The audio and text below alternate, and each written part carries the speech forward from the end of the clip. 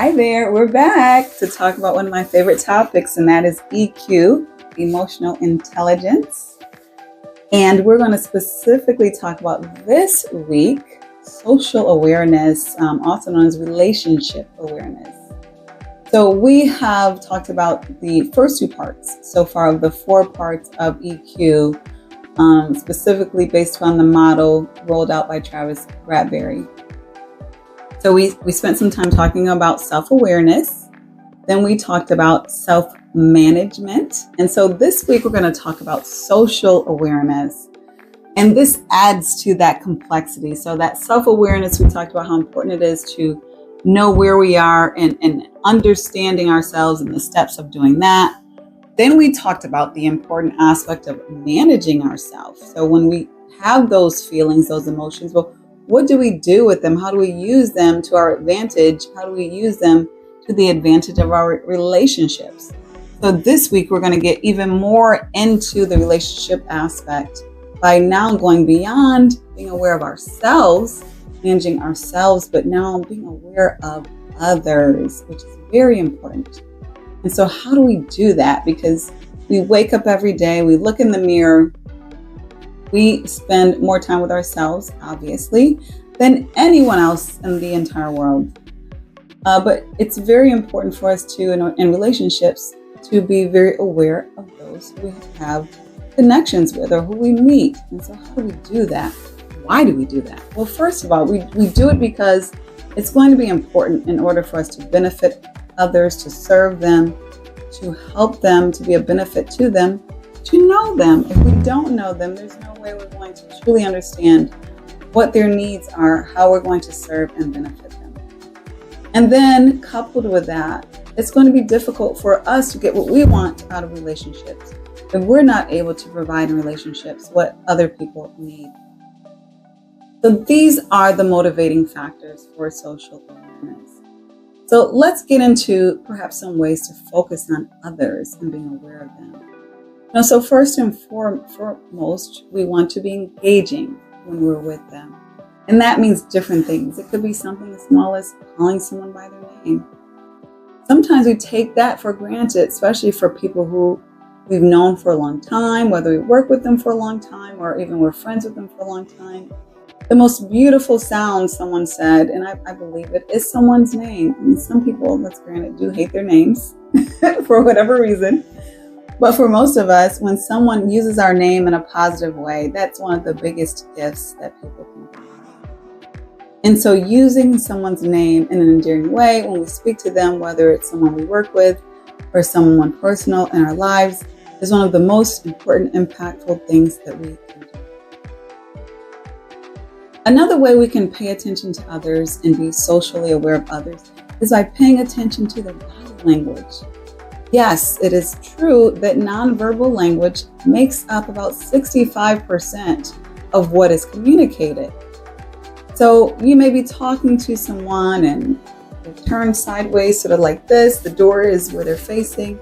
That's an indication they're ready to go. They're not. They've overstayed their stay. Or say you've been talking to someone and all of a sudden you see subsequent yawns. That's another sign. Okay, the conversation is wrapping up. Or you may say something and you might see like a little, squinch of the nose. That is a sign that they might not completely agree with what you said, or something you said might have rubbed them, the wrong way. And then there are, more common ways to read body language, whether it's the closed arms, which can definitely communicate either one, this person's very formal, or two, which can be connected, you're not in the trust zone. So they're protecting themselves for some reason.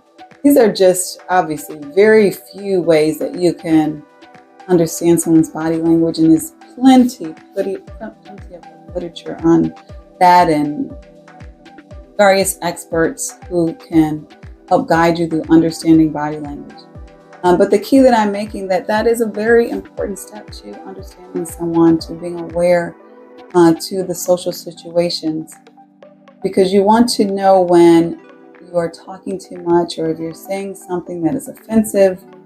And a great way of knowing that is by paying attention to how the person with you is responding to what you're saying.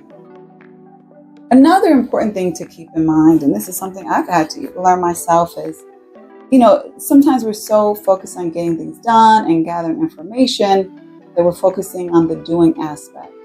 But there's this other aspect of really making sure that people know that they have your full attention.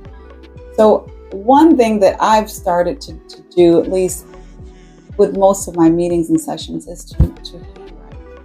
It takes a little longer, obviously, to transcribe that when you need to electronically. But what it does is it avoids the person feeling like you're focused more on the keyboard and they're hearing the loud keyboard clatter. Some people even go as far as to not take notes. I know that can be difficult in a business setting because there's information that you need to capture. But I will say the more that you can make eye contact, whether it's a meeting or an interview or just hanging out with someone who's important to you, the more special that person is going to feel, and the more that you're going to be able to be aware of what's going on in that social exchange, in that connection that you have with that person. And so that goes and is very easily connecting to the next step. And the next one is making sure that you are practicing active listening. So you are paraphrasing what the person said, maybe making sure that you're repeating if there's any question that you may mishear or misconstrue something. You're repeating what the person said. Did I get that right? Is that what you said? I don't want to put words in your mouth, but is that how you feel about that? This not only clarifies what may be assumptions on your end, but it also shows the person that you are making an effort to hear them correctly and hear them completely. So in general, what you want to do in being aware of your social environment is paying attention, keeping your focus on others, acknowledging them, not only initially, but throughout the entire social experience, environment, meeting, appointment date, whatever it is. And keeping that attention as you're listening, making sure that you're testing what you think you've heard for accuracy, making sure that you're giving them your attention, not only verbally, but also with your eyes, as well as with your body. As we said, there are different ways that we can show body language. And so as you're reading other people, they're also reading you. So you want to make sure that you're communicating what you want to communicate, not only with your eyes, with what you're saying, but also with your body in those interactions. I hope that has been helpful. I look forward to us connecting again to next discuss relationship management, that fourth, final, and ultimate phase of emotional intelligence. Have a great one.